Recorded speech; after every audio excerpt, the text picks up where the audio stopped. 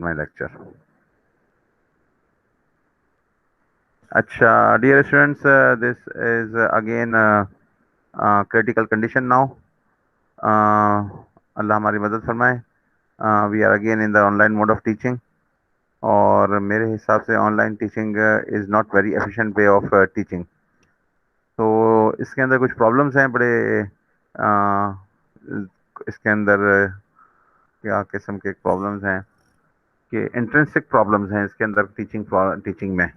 Because students मेरे सामने नहीं होते, टीचर के सामने नहीं होते, और उनकी क्या अंडरस्टैंडिंग लेवल है और वो क्या समझ रहे हैं और क्या सोच रहे हैं, वो सारा कुछ इसके अंदर ट्रांसफ़र नहीं हो सकता. सवाल हो सकते हैं, क्यूरीज हो सकती हैं, उसके आंसर्स भी दिए जा सकते हैं, लेकिन ऑन द होल सारे स्टूडेंट के साथ एक साथ कम्युनिकेट करना फीडबैक के पॉइंट ऑफ व्यू से ये आसान नहीं है. एक बंदा एक स्टूडेंट एक वक्त में बात करेगा, तो ये थोड़ा सा डिफरेंट है. लेकिन अब हम ये हालात हो गए हैं, तो इसके लिए मैं सबसे पहले तो आपसे रिक्वेस्ट करूँगा कि भाई बहुत ज़्यादा दुआएं करें अल्लाह ताला से कि अल्लाह ताला हमें इन हालात से अब जल्द से जल्द निकाले. और इसके लिए सबसे ज़रूरी काम ये है कि हम अल्लाह की तरफ मुतवज्जे हों. ठीक है, अल्लाह ताला हमारा हामी और नासिर हो, अल्लाह ताला हमारा मददगार हो. अच्छा, अभी जो मैं आपको टॉपिक लेके चल रहा हूँ ये है about a comparator, no sorry, about a op amp. So this is a device, a particular device, एक आईसी है ये. और इसके मुख्तलिफ किस्म की आईसीज अवेलेबल होती हैं, but this is basically an a family of ICs. This is called operational amplifier. अब इसके बहुत सारे नंबर होते हैं. एक नंबर इसका जो बहुत फेमस है जैसे है LM741 या 308 या LM324. तो ये ओपेम्स हैं जो कि आईसी के अंदर अवेलेबल होते हैं, और इस तरह के भी अवेलेबल होते हैं कि एक आईसी के अंदर मल्टीपल ओपेम्स भी होते हैं, 2 भी होते हैं और 4 भी होते हैं. यानी 4 एम्पलीफायर्स एक ही आईसी के अंदर, या फिर एक ओपेम 4 पिन की 8 पिन की आईसी के अंदर. ऐसा अलग से भी डिस्क्रीट भी अवेलेबल होता है. लेकिन this is an integrated device. That means this is an IC integrated circuit, that is an IC. तो ये इसका सिंबल है. अब मैं आपको जरा एक और चीज़ दिखाता हूँ इसका.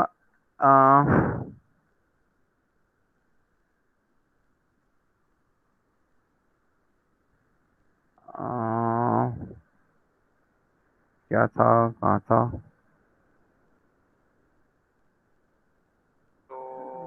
हाँ, ये नहीं था.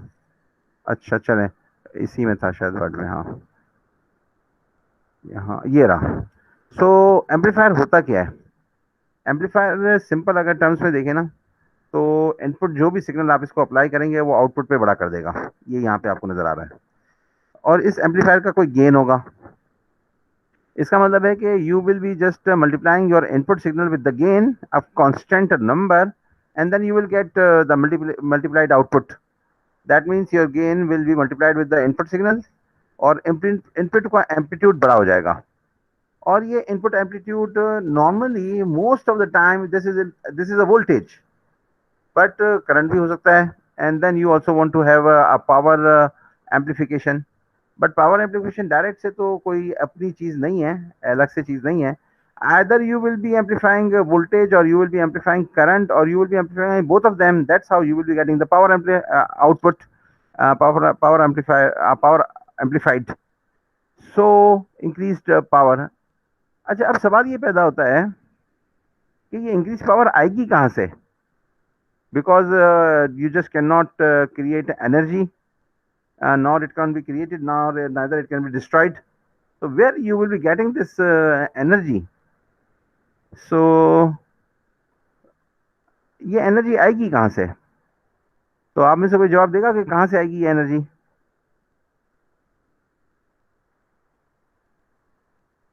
चलें, कोई बात नहीं.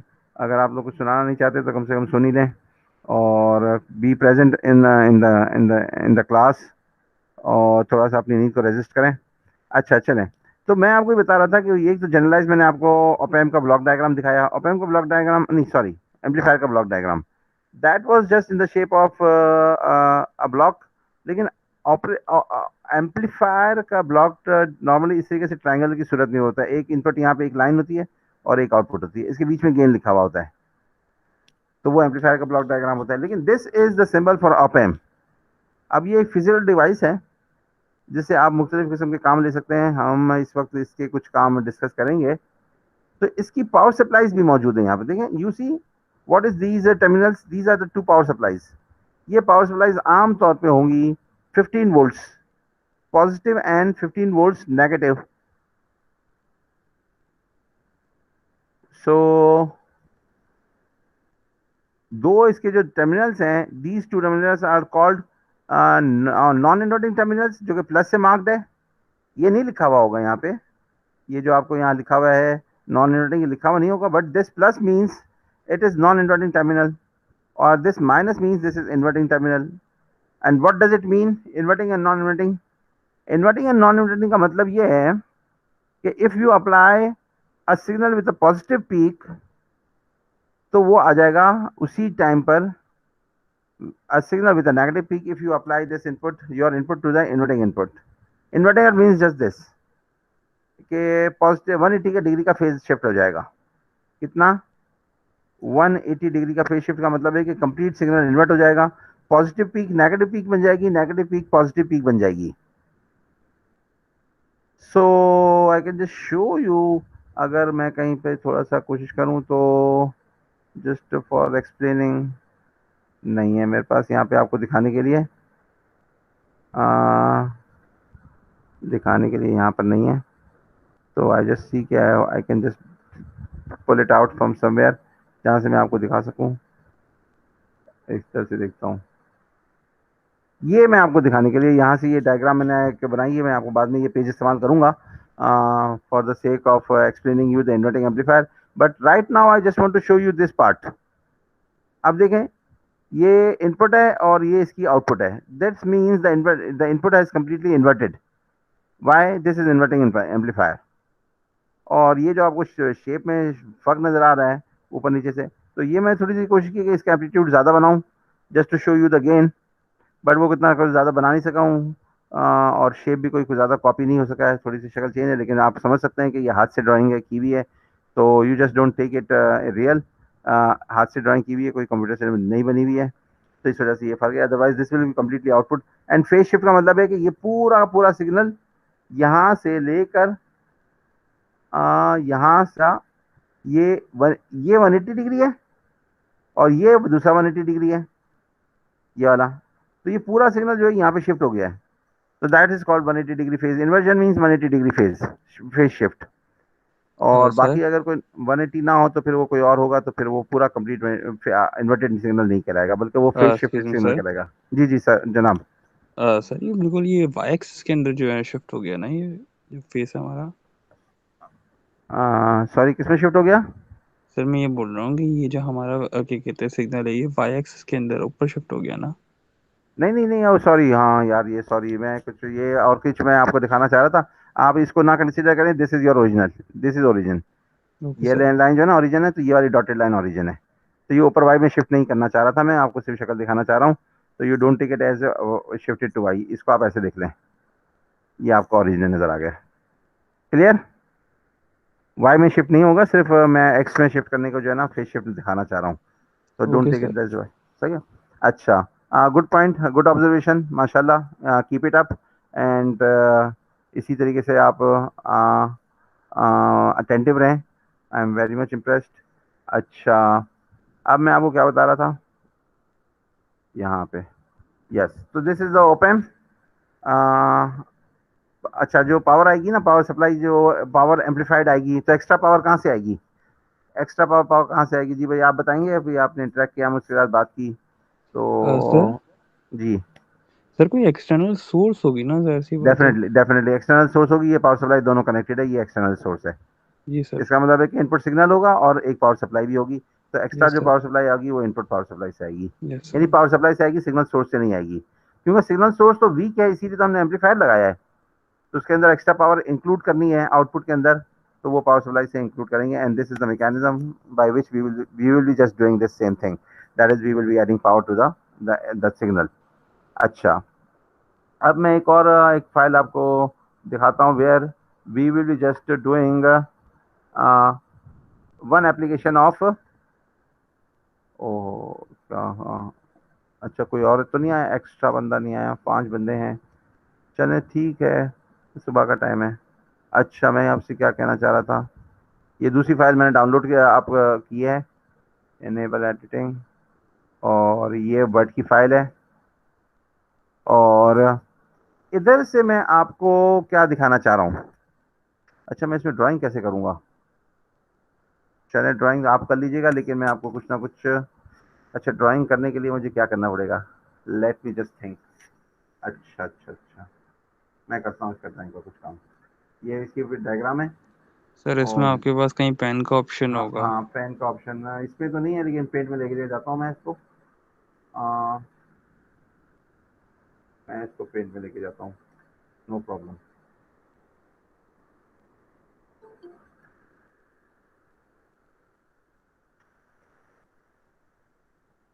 अच्छा, अब ये पेंट के अंदर आ गया ना, now I just can do anything which I just want to. अच्छा, अब देखिए, ये है what, this is comparator, opamps application as a comparator.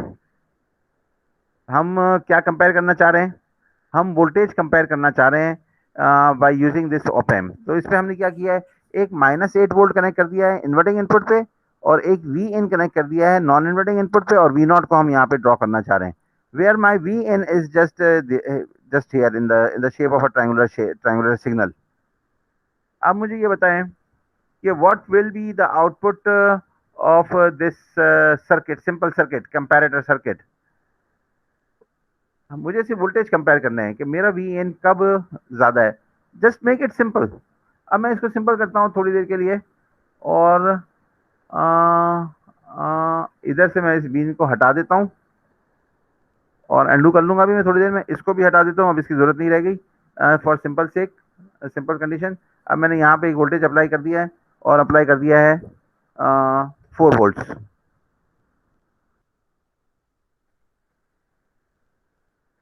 ये 4 वोल्ट यहाँ पे अप्लाई कर दिया।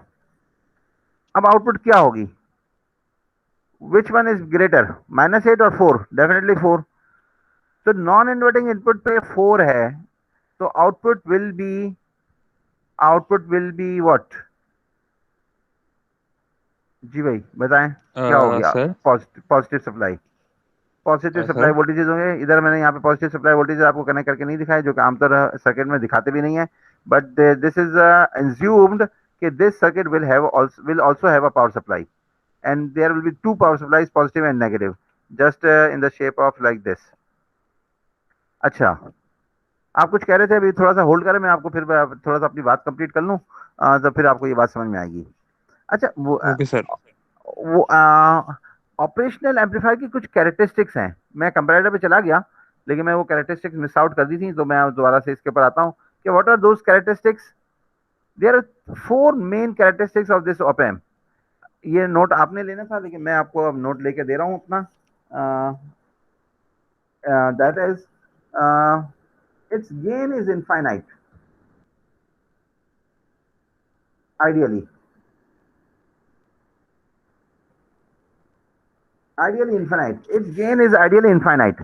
But definitely there just cannot be anything infinite. दुनिया के अंदर मिट्टी के जर्रे भी infinite नहीं है, और दुनिया में पानी के कतरे भी infinite नहीं है. So there just cannot be anything infinite in this real world. तो फिर real world में क्या होगा? It will be very high. It will be very high. But for the every scenario में वेरी हाई का मतलब क्या होता है, वो डिफरेंट हो सकता है। कहीं पे 3-4 भी बहुत ज्यादा है, और कहीं पे 3-4 लाख भी ज्यादा नहीं है। तो it just depends, it's very very जो है ना, कंडीशन टू कंडीशन वेरी करेगी। तो for our case right now we will be just taking this high as 10⁻⁶।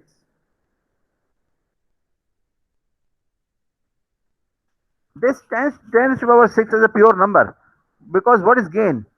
Gain is I again explain gain.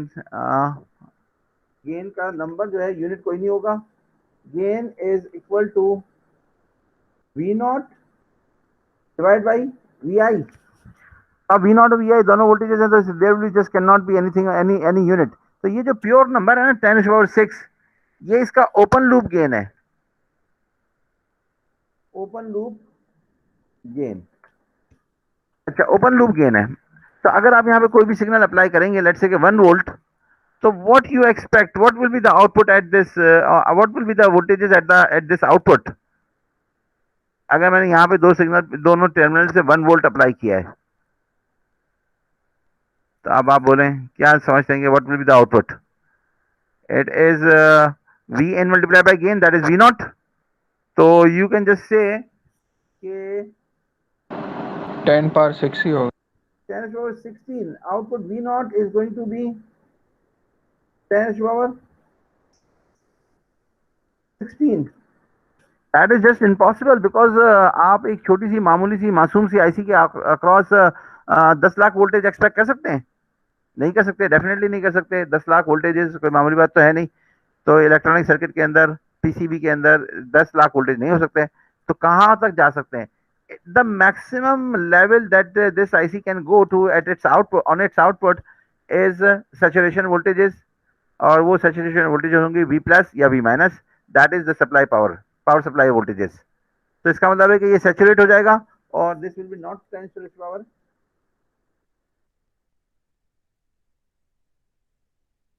it will be just 15 volts. ये सिर्फ 15 volts होंगे यहाँ पे। इसका मतलब है कि अगर आप कोई बहुत छोटा सिग्नल अप्लाई करें, 1 माइक्रो वोल्ट्स अगर यहाँ पे अप्लाई करें, then this V naught, if V naught is equal to 1 microvolts multiplied by 10 to the power 6, then this is equal to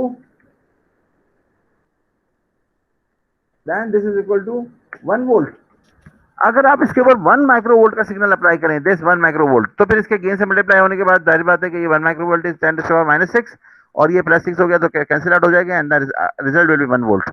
लेकिन only in the case when the input signal is very very minute signal, 1 microvolt का signal. तो real scenario में कभी भी ऐसा नहीं होगा कि ऑप एम्प की आउटपुट पे कुछ भी आए voltage other than the saturation voltages, ये नहीं होगा इन द रियल सिनेरियो। तो ये जो ओपन लूप का one application of this op amp is comparator, और मैं आपको यही डिस्कस कर रहा था। कंपैरेटर पेंट में सॉफ्टवेयर में थे हम लोग। तो अभी हमने यहाँ पे वोल्टेज लगा दिया 4 और -8, तो जो डिफरेंशियल वोल्टेज है, अच्छा हाँ, एक बात यहाँ पे नोट करने की है कि this op amp has the first stage of this operation amplifier is differential amplifier. तो ये इनपुट पे जो भी डिफरेंस होगा ना दो इनपुट का, वही एम्पलीफाई करेगा, और जो कॉमन वोल्टेजेस होंगे वो एम्पलीफाई नहीं करेगा। अब यहाँ पे जो डिफरेंशियल वोल्टेजेस है, ये पूरे के पूरे 12 वोल्टेजेस डिफरेंशियल वोल्टेज है, तो ये डिफरेंशियल वोल्टेज 12 वोल्ट को एम्पलीफाई करेगा। अगर यहाँ पर होते वोल्टेजेस -8 की जगह पे 3, तो कॉमन वोल्टेज कितने हो जाते हैं? कॉमन वोल्टेज हो जाते थे 3, और डिफरेंशियल कितना हो जाता? डिफरेंशियल हो जाता है इसका, 3 वोल्टेज। अगर -8 की जगह पे लगा हुआ होता तो 1 वोल्ट डिफरेंशियल वोल्टेज हो जाता, +1 वोल्ट। और अगर ऊपर 4 हो और नीचे 3 हो तो डिफरेंशियल वोल्टेज -1 हो जाता। तो 3 प्लस को पहले रखेंगे, 3 4 3, तो 1 वोल्टेज हो जाएगा डिफरेंशियल। तो इस वक्त तो यहाँ पर ऐसा है कि 4 -8 है, तो माइनस माइनस से प्लस हो जाएगा और differential voltage will be 12 volts. अच्छा, तो आउटपुट जो है, अब ये कंपेयर करेगा कि ये जो वोल्टेज आपने अप्लाई किए हैं 4 वोल्ट यहाँ पे, इसको मैं कहता हूँ V in. I just consider this as V in, नहीं कर रहा है, वी इन इक्वल टू, ये ऐसे करते हैं इसको। तो ये वी इन, अगर मैं इसको कहता हूँ V in is 4 volt and this is the reference voltages, इसको हम कहते हैं रेफरेंस वोल्टेजेस। तो आया कि ये वी एन आपका बड़ा है कि नहीं है, तो पता चलेगा नहीं भाई वी एन बड़ा नहीं है, तो आउटपुट विल बी नेगेटिव। लेकिन if you just swap these two signals, यहां से इसको नीचे कर दें और इसको ऊपर कर दें, अब क्या कि आपका वी एन बड़ा है कि नहीं है? Yes, now your V in is greater than your reference voltage -8 volts, so your output will be positive. अच्छा, ये पॉजिटिव क्यों होगी और पावर सप्लाई वोल्टेजेस के बराबर होगी? द रीजन इज कि सैचुरेशन वोल्टेजेस आएंगे, ये आपके डिफरेंशियल सिग्नल है 12 वोल्ट का, इसको एम्पलीफाई करने की कोशिश करेगा, 10⁻6 से के गेन से मल्टीप्लाई करेगा, तो आउटपुट बहुत ह्यूज होगा, 12 मल्टीप्लाई बाई 10⁻6, दैट इज 12 मेगावोल्ट्स। तो हो नहीं सकता, तो सैचुरेशन वोल्टेजेस पॉजिटिव सप्लाई पे चले जाएंगे। अब मैं आपको वही वाली मिसाल लेता हूँ जो मैंने लास्ट टाइम अंडू करके डिलीट की थी। तो this is my V N,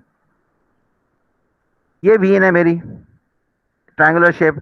तो ये कहाँ कब तक ये बड़ी है? तो what we will be doing is, हम एक लाइन लेंगे और एक यहां पर इसके ऊपर ड्रॉ कर देंगे -8 पर। इसके ऊपर हमने -8 के ऊपर ड्रॉ कर दिया इसको। देखें बोर्ड पे ये चीज़ें कितनी आसान होती हैं, यहाँ पे कितनी मुश्किल हो गई हैं, कितनी सख्त ज़रूरत है हमें दुआ की कि अल्लाह ताला हमें जो है ना नॉर्मल ज़िंदगी अता फरमाए, जो कि हम पहले बिल्कुल हमें अंदाज़ा ही नहीं था कि क्या हमारे पास नेमत मौजूद है नॉर्मल ज़िंदगी। वो नॉर्मल ज़िंदगी जब जब भी कोई नेमत छिनती है ना, फिर जाके पता लगता है कि ये नेमत थी। तो अभी भी हमारे पास बहुत सारी अल्लाह की लाखों करोड़ों नेमतें हैं जिनसे हम फ़ायदा उठा रहे हैं, तो हम उसकी कदर करें, अल्लाह का शुक्र अदा करें। अच्छा चलें, ये बातें तो क्योंकि मेरी टाइप ऐसी है ना, आती रहती है। आ, तो काम काम की बातें हैं ये। अब मैं कहाँ था, मैं क्या था, पेंट में था, सॉरी। अच्छा, तो अब मैं इसको ड्रॉ करता हूँ। तो ये देखें यहाँ पे मैं परपेंडिकुलर गिराऊंगा -8। तो इस वक्त जो है ये वाला जो सिग्नल है मेरा, ये -8 से बड़ा है या छोटा है? डेफिनेटली इतने पार्ट के अंदर, इतने पार्ट के अंदर ये बड़ा है, लेकिन इतने पार्ट के अंदर ये छोटा है।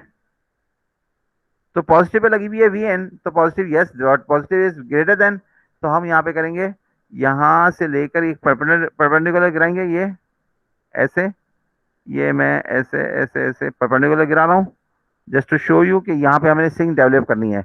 हर जो क्रॉसिंग होगी -8 से उसके हम परपेंडिकुलर गिराएंगे ताकि हम सिंक क्रिएट कर सकें इनपुट और आउटपुट के दरमियान। जैसे बोर्ड पे चल रहा था ना, बिल्कुल ऐसे मामला चल रहा है, अल्हम्दुलिल्लाह, अल्लाह का शुक्र है, काम चल रहा है हमारा।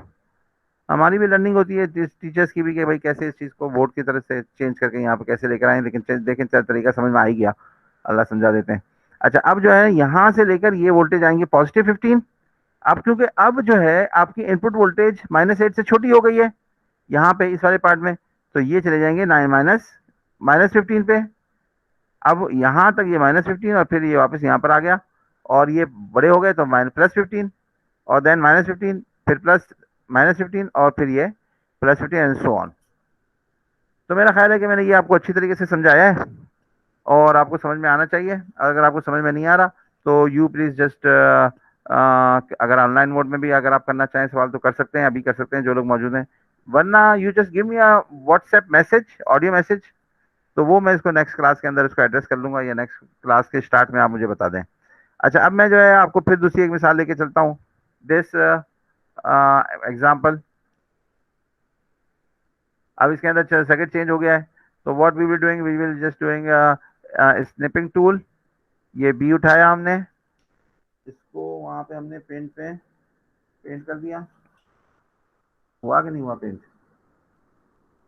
देखें कहाँ गया, हाँ -4, बिल्कुल यही वाला आ गया। अच्छा चलें, अब ये आ गया। अब हम देखेंगे क्या करें भाई, रेफरेंस वोल्टेज क्या है मेरा, +4 है, तो रेफरेंस वोल्टेज के ऊपर +4 के ऊपर एक डॉटेड लाइन ड्रॉ कर दें। कोशिश करें डॉटेड लाइन ड्रॉ करें, लेकिन इस वक्त मैं कंटिन्यूस लाइन ड्रॉ कर रहा हूँ फॉर सिंप्लिसिटी सेक। अब देखें यहाँ पे हमने जहां से भी, ओ सॉरी, गलती है, गलती है, जो रेफरेंस लाइन ड्रॉ करेंगे वो ड्रॉ करेंगे इनपुट के ऊपर, ये इसको 4 वोल्ट ड्रॉ करेंगे। टेढ़ी हो गई, चलो कोई बात नहीं, कोशिश करते हैं। वेरी गुड, बहुत ही स्ट्रेट हो गई भाई, माशाल्लाह। I deserve PAT on tap on my, शाबाश होनी चाहिए मुझे। अच्छा चलें, कोई बात नहीं, ओके। तो ये 4 वोल्ट हो गए, इसको लिख लेते हैं यहाँ पे 4 वोल्ट, क्योंकि रेफरेंस 4 वोल्ट था ना, +4 वोल्ट, तो यहाँ पे भी हमने इसको लिख लिया 4 वोल्ट। ये ला के यहाँ पे रख दिया हमने कि ये 4 वोल्ट की तरफ मैंने लाइन ड्रॉ की है, reference volt, just to show you an Y axis. अब देखिए आप सिग्नल कौन सा 4 वोल्ट से बड़ा है कौन सा छोटा है, इसको ड्रॉ करते हैं। ये वाला जो पार्ट है यहाँ से लेकर इसके हमने परपेंडिकुलर गिराने हैं। ये मैंने डॉटेड लाइन ही शो करनी पड़ेगी, अदरवाइज सिग्नल से मैच कर जाएगा तो मसला हो जाएगा। तो जहां पे भी ये क्रॉस कर रहा है रेफरेंस लाइन को, तो यहाँ पे हमने इसके परपेंडिकुलर गिराए और हम डिसाइड करेंगे कि आउटपुट वेव शेप क्या होनी चाहिए। तो ये 4 वोल्ट है और ये सिग्नल है आपका, और यहाँ पे नीचे इसका सिग्नल है। इसका मतलब it will be starting from here, -15 जाएगा कि भाई आपका वी इन, एक मिनट सॉरी, मैं कुछ और कह रहा हूँ। वी इन जब बड़ा होगा तो वी इन लगा हुआ किसके ऊपर है? नेगेटिव पे। वी इन नेगेटिव पे लगा हुआ है, इसका मतलब है कि वी इन बड़ा होगा तो ये आउटपुट नेगेटिव हो जाएगी। जब वी इन बड़ा होगा तो आउटपुट नेगेटिव होगी। तो ये उस वाले केस से डिफरेंट है जो लास्ट टाइम था, क्योंकि आप रेफरेंस वोल्टेज आपका लगा हुआ है नॉन इन्वर्टिंग इनपुट पे, और इनपुट लगी हुई है आपकी नॉन इन्वर्टिंग इनपुट पे। तो इसका मतलब है कि जो इन दोनों में से बड़ी होगी ना, आउटपुट वही आ जाएगी। अच्छा, तो ये आया, ये इस वाले पार्ट के अंदर बड़ा है वी इन, तो ये आउटपुट नेगेटिव हो जाएगी यहाँ पे। और इस वाले पार्ट के अंदर ये छोटा है तो ये पॉजिटिव आ गई। तो ये थोड़ी सी टेढ़ी हो गई, ऐसे कर लेते हैं। अच्छा, अब इसी तरीके से ये आगे, मेरा ख्याल है कि बस क्लास खत्म होने वाली है, तो मैं जल्दी से ड्रॉ कर दूं इसको। थोड़ी सी और बातें बता दूंगा मैं आपको। यहाँ पे क्या लिखेंगे, ये वोल्टेजेस कौन से होंगे, ये एक पॉइंट है जो कि बहुत ही ज्यादा इंपॉर्टेंट पॉइंट है, आपको पता होना चाहिए। तो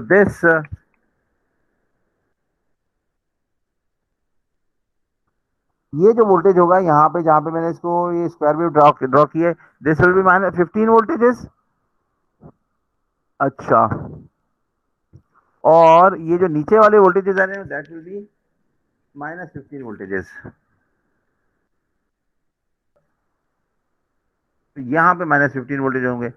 इसका मतलब ये हुआ कि अगर आप कंपैरेटर को इस्तेमाल कर रहे हैं, ऑप एम्प को इस्तेमाल करें एज ए कंपैरेटर, तो आउटपुट पे कभी भी कोई लीनियर वोल्टेजेस नहीं आएंगे, it will always be square wave. Please try to understand this point. आगे चलते हैं। ये वाला आप कर लीजिएगा, ये वाला पार्ट -6 वाला, क्योंकि ये तकरीबन वैसा ही है। ये वाला पार्ट मैं आपको करवाता हूँ। सर जी जी। सर ये रिपीट कर दें आखिरी पॉइंट, कंपैरेटर वाला जो आपने जी। अच्छा, मैं करता हूँ। ये देखें, ये जो आया। मैंने बताया ना आपको, ये दो, ये जो आउटपुट सिग्नल है ना, क्योंकि इसके दरमियान सिग्नल तो का डिफरेंस तो बहुत ज्यादा है, और इसका gain, open loop gain is 10⁻⁶। तो यहाँ पे कोई लीनियर वोल्टेजेस नहीं आता वी नॉट की जगह पे, it will always be something square wave saturation voltages. और इसके सैचुरेशन वोल्टेजेस दो हैं, एक पावर सप्लाई जो यहाँ पे कनेक्टेड है, यहाँ पे कनेक्टेड है, ये 15 वोल्ट है, और यहाँ पे जो कनेक्टेड है वो -15 है। ड्रॉ नहीं किए, लेकिन it is always consider, assume कि ये पावर सप्लाई के बगैर तो ऑपरेंट चल ही नहीं सकता। तो यहाँ पे +15 लगी, -15 लगी हुई है, और यहाँ पे +15 पावर सप्लाई लगी हुई है।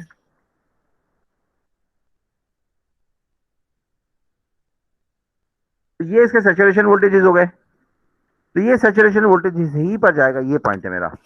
अच्छा, अब क्लास एंड होने वाली है, टाइम पूरा थोड़ा सा कम रह गया, तो हम चलते हैं नेक्स्ट एग्जाम्पल पे। और मैं ये आपको एग्जाम्पल करा दूं कि ये बड़ी इंपॉर्टेंट एग्जाम्पल है। Using the estimating tool I just go to capture this thing, और मैं इसको ले जाता हूँ प्रिंट में। ये प्रिंट में आ गई। ऑल क्लियर करते हैं पहले, फिर प्रिंट करते हैं, जरा क्लियर हो जाएगा। ये आ गया। अब इसके अंदर दो इनपुट्स लगे हुए हैं, V1 एंड V2। थोड़ा सा इलाज कर देते हैं for all those who are just watching this lecture on your mobile phones. So दो इनपुट लगी हुई है V1 और V2, जहां पे V1 क्या ट्रायंगुलर है और V2 इज साइनसॉइडल। तो इसके अंदर से हमें ये देखना पड़ेगा कि क्या होगा। तो V2 क्योंकि पॉजिटिव पे लगा हुआ है, जब भी V2 बड़ा होगा आउटपुट पॉजिटिव होगी। तो चले हम देख लेते हैं इसको कि इसके जितने भी इंटरसेक्शन है उससे हमने, जितने भी इंटरसेक्शन हैं वहां से हमने परपेंडिकुलर गिराए, just to create the sync between input and output. तो दो इनपुट्स हैं जो कि ऊपर वाली में है ओवरलैपिंग, और यहाँ पे कुछ नहीं होगा क्योंकि ये इंटरसेक्शन नहीं है। ये फिर इंटरसेक्शन आया यहाँ पर, और ये इंटरसेक्शन एक यहाँ पे आया है। थोड़ी सी टेढ़ी लाइनों को बेयर कीजिएगा मेरे साथ। तो अब देखें, ये जो V1 है, नहीं नहीं नहीं नहीं, ये जो V2 है, ये V2, ये कहाँ लगा हुआ है? पॉजिटिव लगा। इसका मतलब जब V2 बड़ा होगा तो